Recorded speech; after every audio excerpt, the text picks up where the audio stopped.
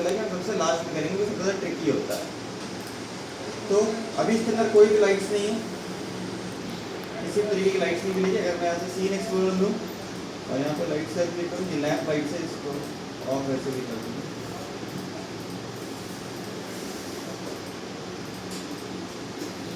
बंद हो। अगर मैं कैमरा व्यू पे हूँ, पहले तो रेंडर सेटअप पे हूँ और तो चीज़ याद रखनी है कि हमें यूज़ करना है वीरे 7।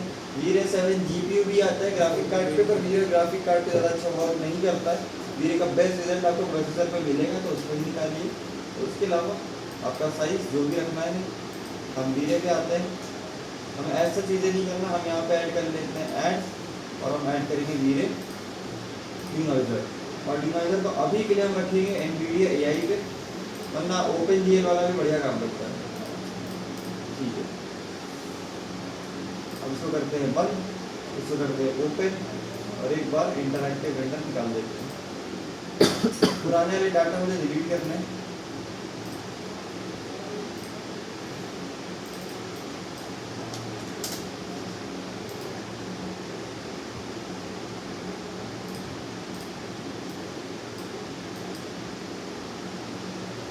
डिलीट करना है।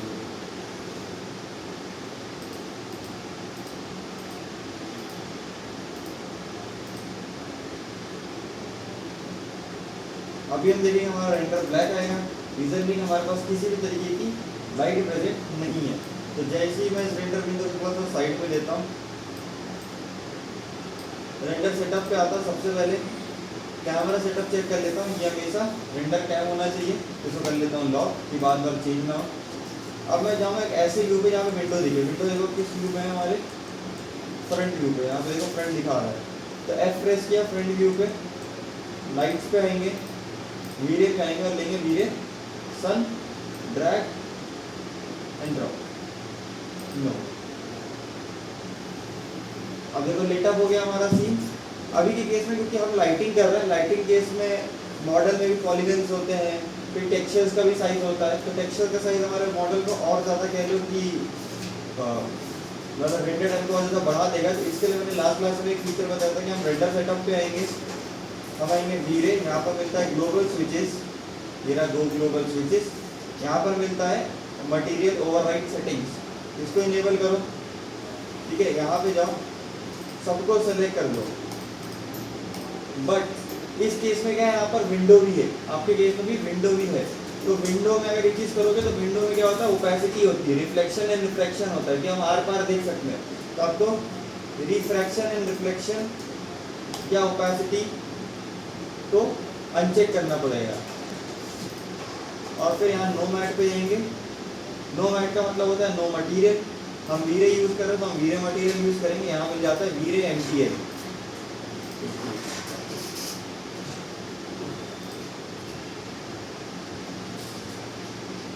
दोबारा एक बार एंटर करेंगे तो क्या होगा,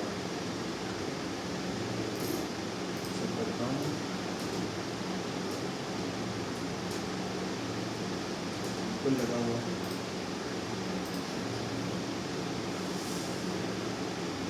आगे देखो, इसमें रिफ्लेक्शन एंड ओपेसिटी वाले मटेरियल को छोड़ के बाकी सब जगह पे एक कांस्टेंट मटेरियल अप्लाई कर दिया। अब क्योंकि सन है, सन का मल्टीप्लायर आप एडजस्ट कर सकते हो, सन जैसे चाहिए आप वैसे रख सकते हो। क्या मैं डुअल सन में नहीं, तो यहाँ पर आते हैं। अब लास्ट क्लास में मैंने बताया था कि रियल सन को मिमिक करता है। लोअर द सन मतलब शाम का टाइम हो जाएगा, एकदम नीचे चला जाएगा तो रात का समय हो जाएगा, एकदम ऊपर चला जाएगा तो दिन का समय हो जाएगा। मैं चाह रहा हूँ कि मेरी शैडोज ना इधर पे आए और मेरा जो समय रहे, मतलब जो लाइट अभी ऑरेंज हो रही है वो वाइट ही रहे। तो मैं कलर मोड को कर देता हूँ ओवरराइड पे। अब मैं कहीं भी कर लूँ मेरी शैडोज वैसी आएंगी, बट मेरा कलर हमेशा वाइट रहेगा। पहले कैसे था, ये था फिल्टर, ये डायरेक्ट पे था। ये देखो, ये रियल वर्ल्ड के हिसाब से चल रहा था कि सर नीचे रहेगा तो ऑरेंज लाइट आएगा, शैडोज बहुत सॉफ्ट आएंगी। अभी के लिए हम इसको रख देते हैं ओवरराइड में। बाकी आपकी इच्छा, आपको जो चाहिए आप वो रख सकते हो। आप बेसिक थोड़ा सा और अच्छा बेसिक लाइटिंग गन होगी, सन की लाइटिंग गन होगी। अब आपके पास मिलता है intensity multiplier and size multiplier. दोबारा समझ लेना लाइटिंग। इंटेंसिटी मल्टीप्लायर मतलब जितना ज़्यादा नंबर बढ़ाएंगे उतना ज़्यादा सन ब्राइट हो जाएगा। लाइक 5 या 50, सीन उतना ज़्यादा ब्राइट होता जा रहा है, और जितना कम करेंगे उतना ज़्यादा डार्क हो जाएगा। 0.1 अभी केस में रखते हैं 1। साइज मल्टीप्लायर, सन का साइज जितना बड़ा होगा उतना ज़्यादा सॉफ्ट शेडो आएगी, सन का साइज जितना कम होगा उतना ज़्यादा हार्ड शेडो आएगी। अभी शेडोज को नोटिस करो। अब देखो सन का साइज देखो, यहाँ से भी रेडियस बढ़ गया, थोड़ा सा और बढ़ा के दिखाऊंगा, अच्छा खासा बढ़ा था। फिर देखो शेडोज देखो, और वही अगर सन का साइज मैंने कर दिया एकदम कम तो यहाँ पे देखो हार्ड शेडोज आएंगी। ये आप अपने हिसाब से, अपने रेफरेंस के हिसाब से अकॉर्डिंग टू योर नीड कर लेना, ये सही रहेगा। ठीक है। अब इसके अलावा भी बहुत सारी सेटिंग है जिसको अभी के हम स्किप करते हैं। आप यहाँ पे क्लाउड ऐड कर सकते हो, बाहर एनवायरनमेंट पे क्लाउड ऐड कर सकते हो, जो अभी हमारा काम नहीं है, अभी के लिए इसको ऑफ करो। अब क्योंकि हम कैमरा मोड में हमें कैमरा सेटिंग्स देखते हैं, हमने कैमरे को सेलेक्ट किया, मेरे टारगेट आ रहा है कैमरा की तरह।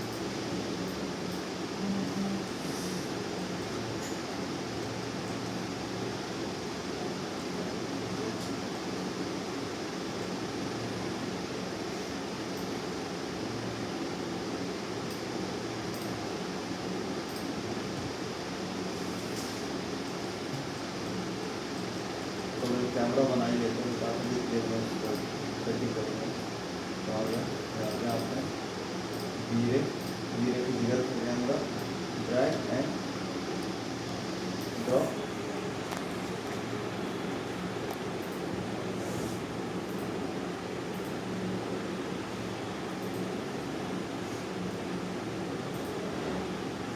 आगे लिंक का कैमरा की प्रॉपर्टीज आगे पहले नहीं आई थी। चलो ठीक है। फ्लिप गेट एमएम मैंने लास्ट क्लास में बताया था, तो कौन बताएगा एमएम क्या होता है? नहीं, वो नहीं सोची मैंने कुछ तो बताया था। तो जितने ज़्यादा मिलीमीटर का लेंस होता है उतना फोकस आता है, जितना कम का होता है उतना वाइड आता है। बाकी कोई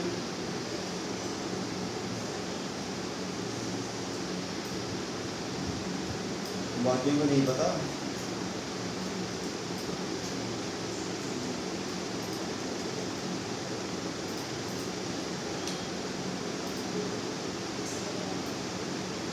बताओ।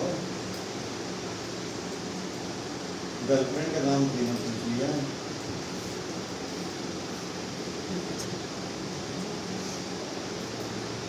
एक ही पढ़ रहा है क्या? बाकी आप लोग क्या करने आ रहे हो? डांस सीखने आते हो?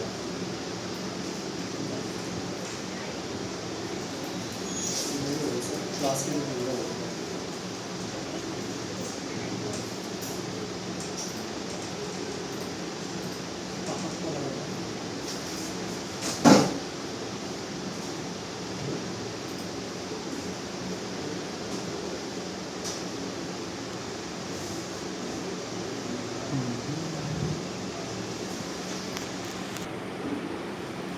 अब अगर एक चीज़ देखते तो मैं लास्ट टाइम में देखा था कि मेरा कैमरा जैसे ही बाहर जा रहा है, मतलब कि दीवार के पास चला गया, तो आप देखोगे हर चीज़ मुझे ब्लैक दिख रही है, क्योंकि ऑब्स्टिकल है जो मेरे कैमरे के व्यू को रोक रहा है।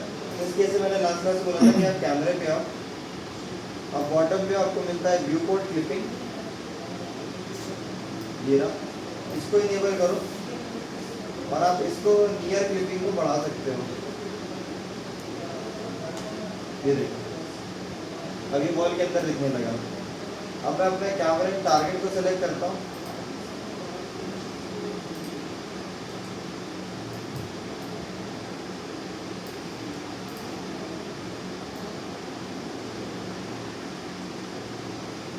कैमरे को सेट कर लिया। कैमरे पे आता हूँ, मेरे को फोकल लेंथ 55 या 65 पसंद है, तो मेरे को जो पसंद है मैं वो रख रहा हूँ। मैं 65 भी रखता हूँ। बाकी आपकी इच्छा, मैं कैमरे को और पीछे करूँगा अराउंड इतना, तो उसके बाद मैं फिर से नीचे आके व्यू पोर्ट क्लिपिंग को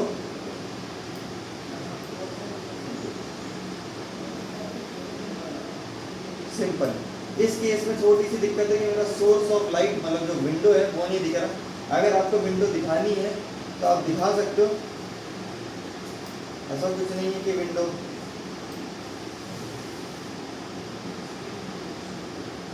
जैसे ये रखना चाह रहा हूँ। अब यहाँ देखो पीछे का नहीं दिख रहा, कुछ दिक्कत आ रही है क्योंकि ये देखो पीछे वाला भी एक लाइन है, ये दोनों लाइन इसकी और यहाँ अंदर भी एक लाइन आ रही है रेड लाइन, इन दोनों के अंदर जो पार्ट आएगा वही पार्ट दिखने वाला है रेंडर में। तो पहले तो मैं अंदर वाली लाइन को थोड़ा सा पीछे करता हूँ। अगर मैं इसको वायर फ्रेम करूँ, थोड़ा अक्कल लगाना, ये लाल लाइन की बात कर रहा हूँ, अगर मैं इसको पीछे करूँ तो यहाँ से चीज़ें ठीक हुई है, देखो आगे कर रहा हूँ, देखो ये चीज़ें खराब हो रही है, क्लिप हो रही है, जैसे स्लाइस कर रहा है एक तरीके से। तो इसको पीछे किया, पीछे वाली भी हमको यहाँ मिल जाएगी। अगर नियर है तो हमें फार मिल रही है, देखो ठीक है ना। मेरे को हल्का सा सोर्स ऑफ लाइट या विंडो भी दिखना है, सिंपल सा। मेरा कैमरा सेटअप हो चुका है। नेक्स्ट थिंग मैंने आपको लास्ट में शायद बताया था कि आर्किटेक्चर फोटोग्राफी के टाइम पे हम एक स्पेसिफिक तरीके का लेंस यूज करते हैं, उसको हम कहते हैं टिल्ट शिफ्ट लेंस।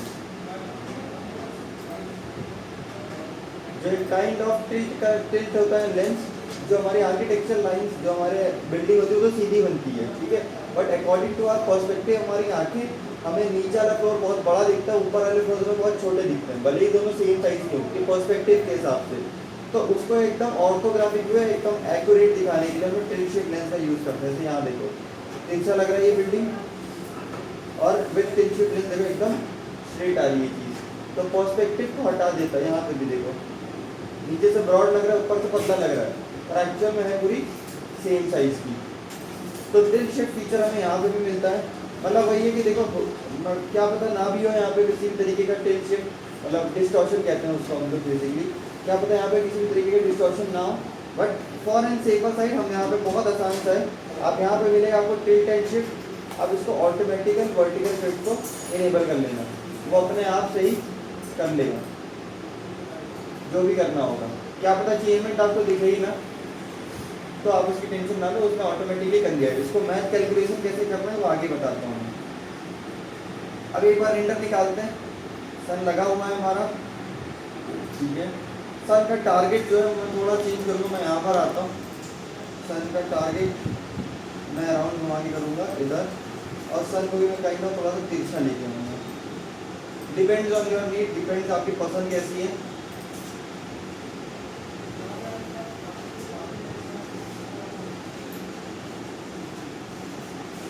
आगे बिल्कुल भरोसा नहीं ना, किसी बात से मैंने बोला है मैं आऊँगा तो आऊँ।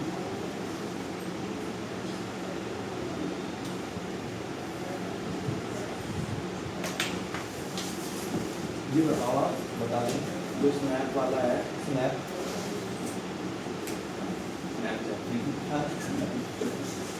इसमें जो जहाँ तक डबल रोल वाला है वो तो मैं एडिट कर दूँगा, स्नैप वाला आप कर देना। स्नैप कर रही है ना, हाँ दोनों छोड़ नहीं हो रहा है।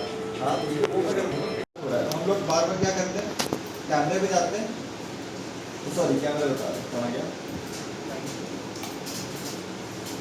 हम लोग लाइट पे जाते हैं, सन पे जाते हैं, और हम सिंपली क्या कर दे रहे हैं, सन का मल्टीप्लायर को बढ़ा दे रहे हैं। अगर मुझे ये नहीं करना है तो अगर मैं कैमरा सेलेक्ट करूँ अपना और आप बॉटम पे आओ तो आपको एक्सपोजर, यहाँ के एक्सपोजर मिलेगा, देखना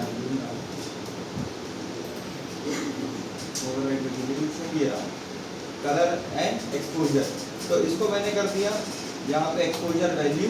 तो अब देखो मैं एक्सपोजर वैल्यू जितनी कम करूँगा लाइट उतनी बढ़ जाएगी, क्योंकि कैमरा मेरा ज़्यादा एक्सपोजर कैप्चर कर रहा है। लाइट मैंने कर दिया 5, 10 जितना करना था, और जितना ज़्यादा बढ़ा दूंगा 50 कर दूंगा तो डार्क हो जाएगा। 20 कर दिया तो बहुत कम लाइट नहीं, सेट की नीड है। वो बेसिकली कैमरे का एक्सपोजर करना है ना, कि कितना ज़्यादा लाइट को कैप्चर करेगा। जैसे फोन में होता है ना कि आप फोन में जब फोटो क्लिक करते हो, मान लो ये है, तो मैं ऐसे करके लाइट को कम कर देता हूँ, तो ये एक्सपोजर ही कम या ज़्यादा हो रहा है। बेसिकली क्या कर रहा है, सेंसर जो होता है जो लाइट को कैप्चर करता है, वो सेंसर में कितनी ज़्यादा लाइट को एब्जॉर्ब करेगा, वैसे समझ लो। जैसे स्पंज होता है ना, स्पंज हम जैसे स्पंज को जब पानी में डिप करते हो स्पंज पानी को एब्जॉर्ब कर लेते हैं, तो वैसे ही सेम फिनोमेना होता है कि एक्सपोजर कम करोगे तो लाइट ज़्यादा कैप्चर करने का ट्राई करेगा, एक्सपोजर ज़्यादा करोगे तो लाइट कम कैप्चर करने का ट्राई करेगा। तो ये अपने हिसाब से कर लेना, जितना भी आपको बेटर लगे, 10, 12, 20, 30 जो भी है। मैं अभी 15 ही रखता हूँ, 15 नहीं 11, ठीक है 11 परफेक्ट है इस केस में। तो ये भी एक ऑप्शन है, प्लस हमें वीरे भी एक ऑप्शन देता है ऑटो एक्सपोजर करने का। लाइक आप यहाँ पे जाओगे रेंडर सेटिंग्स में वीरे वाले टैब पे आओगे, फिर से यहाँ पे ढूंढना पड़ेगा क्योंकि ये वीरे चीज़ें ना ऐसा नहीं है शफल करता रहता, मतलब टैब्स को शफल कर देता है, पता नहीं कि क्या बीमारी है आपको समझ में नहीं आ रहा। तो इधर नहीं, इन्वायरमेंट ये है, रिफ्लेक्शन ये अलग है, तो मैपिंग कलर मैपिंग, कैमरा, ठीक है। तो देखो ऑटो एक्सपोजर ये अपने हिसाब से सीन का एनालाइज करके एक्सपोजर बैलेंस कर लेगा। अगर आपको ये बेटर लगता है तो गो फॉर इट, अगर आपको लगता है कि ये सही नहीं रिजल्ट है तो इसको ऑफ कर लेना। ऑटो वाइट बैलेंस हमेशा इनेबल रखना।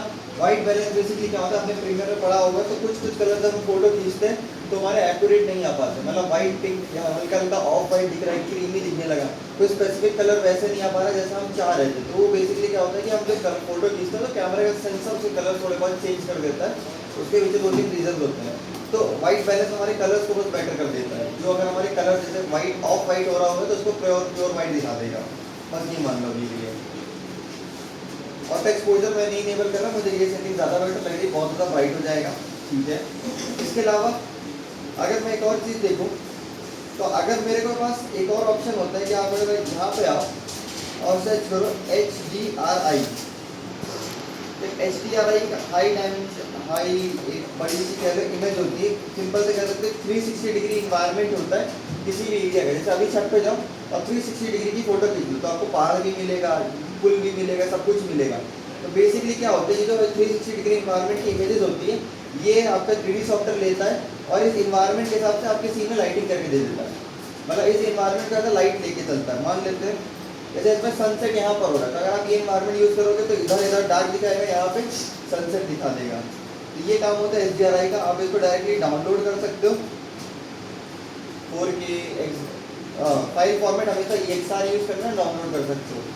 पर अभी के लिए क्योंकि मेरे पास यहाँ पे पड़ा हुआ है वीरे का केओस कॉस्मोस, तो मैं अगर इसको ऑफ करूँ, मैं इसको इनेबल करूँ,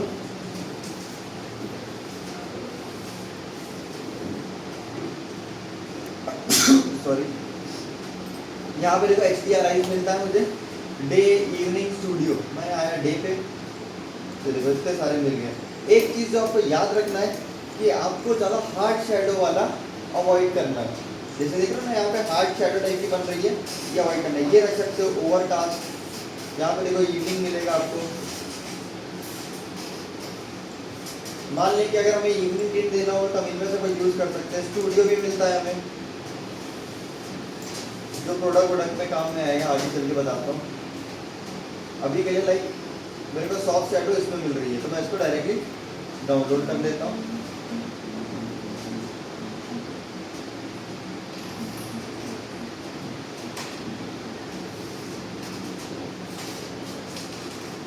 फिर इस पे आएंगे,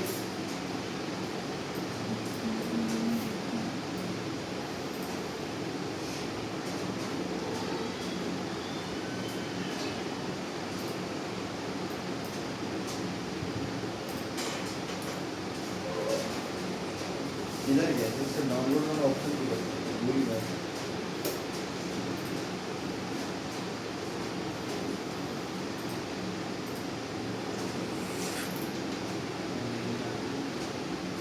क्या कह रहे हो, इससे डाउनलोड वाला गया किधर, ऊपर से यहाँ पे सर किधर से ऊपर से, अलग से एक टैब आता है। वही तो नहीं आ रहा।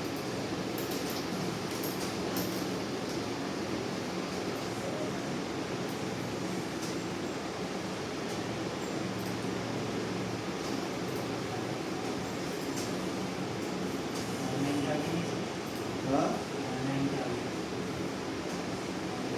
ऑनलाइन में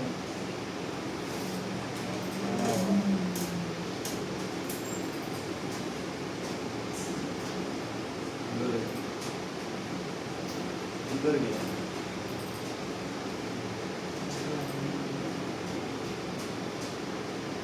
रिपोर्ट को प्रोजेक्ट करते हैं।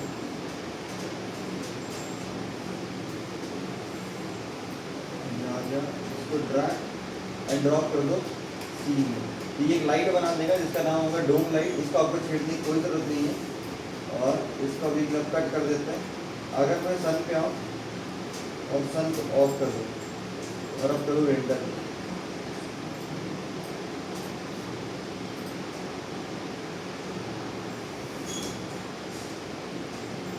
तो मेरा इस इन्वायरमेंट के हिसाब से लाइट दे रहा है।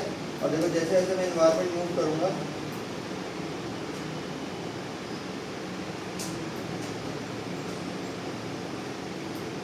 मेरा लाइटिंग कंडीशन भी मूव होता जाएगा।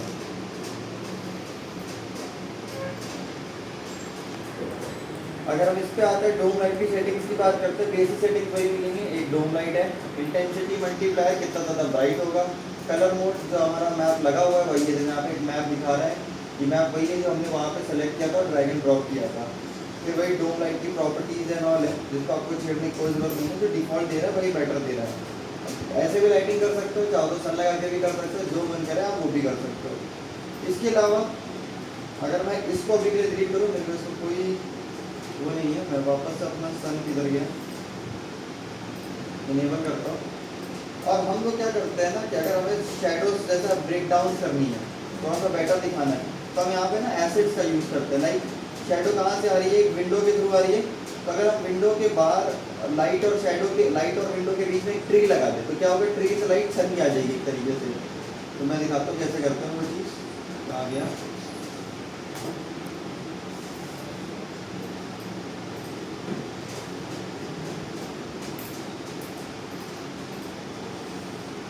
ये ट्री को मैंने ड्रैग एंड ड्रॉप किया,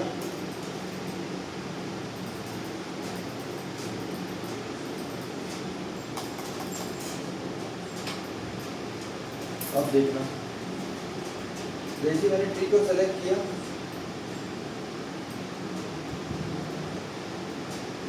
और स्केल डाउन किया, ट्री बहुत बड़ा है और ट्री को लाइट की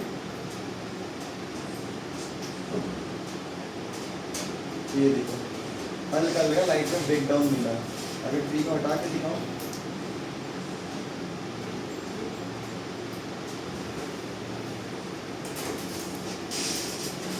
अगर वही मैं अपना सन का मल्टीप्लायर कम कर दूं तो क्या होगा, बहुत हार्ड शैडो कैप्चर करेगा। तो आपके देखो ट्री की शैडोज मिलने लगेगी।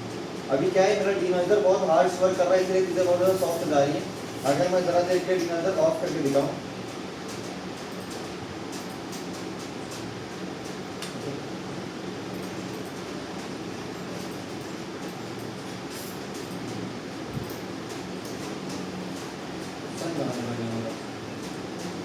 मैं डिनोजर कर रहा था,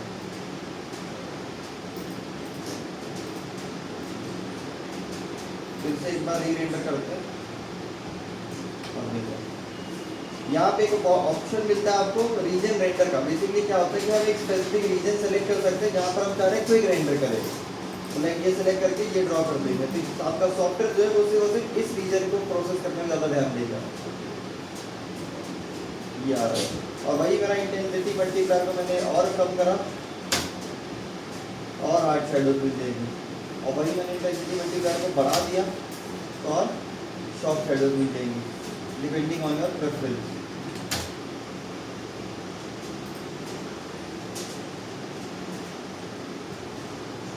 ये आ गया। अब मैं इसको थोड़ा सा और इधर भी लगा सकते हो आप। अगर आपका रेंडर से विंडो दिख रहा है तो पेड़ दिख जाए, यहाँ पे इतनी गौर से तो नहीं दिख रहा, तो कोई इंपॉर्टेंट नहीं है, बट अगर चाहो तो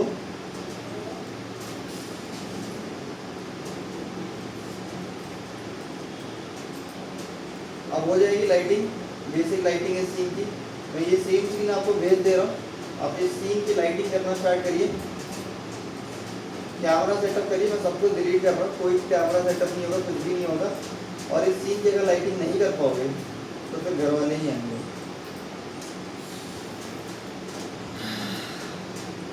सेव मारते हैं उसको।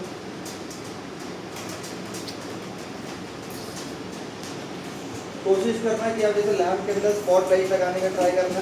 मैंने बताया था लास्ट क्लास में डिस्क लगाते हैं हम इसके अंदर, लैंप के अंदर वो सब लगाने का ट्राई करना। अगर लगता है तो कैंडल ईयर के अंदर भी लगाने का ट्राई करना, नहीं लगता है तो आगे देखो बता दूंगा।